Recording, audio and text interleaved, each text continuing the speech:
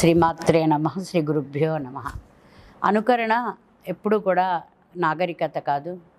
గుడ్డిగా కూడా ఎవరిని అనుకరించకూడదు. ఎందుకంటే ఎవరి వ్యక్తిత్వాన్ని వాళ్ళే సరిదిద్దుకోవాలి, మలుచుకోవాలి. ఇక్కడ శంకరాచార్యుల వారి దగ్గర, ఆది శంకరాచార్యుల దగ్గర ఒక మూర్ఖపు శిష్యుడు ఉండేవాడు.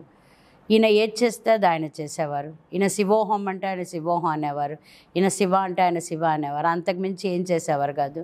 ప్రతిక్షణం శంకరాచార్యుల వారిని చూస్తూ వారు ఏది చేస్తే అది చేసేవారు. అనుకోకుండా ఈ శిష్యుడితో పాటు శంకరాచార్యుల వారు ఒక కంసాలి అంగడి ముందు నుంచి వెళ్ళాల్సిన పరిస్థితి ఏర్పడుతుంది. ఆ కంసాల అంగడిలో ఒక చోట బంగారాన్ని బాగా వేడి చేసి నీళ్లలో ముంచుతారు. ఆ నీళ్ళని పక్కకి తీసేస్తారు. ఆ నీళ్ళల్లో ముంచి బంగారం కడ్డీని పక్కకి తీస్తారు. ఆ నీళ్లు చాలా వేడిగా ఉంటాయి.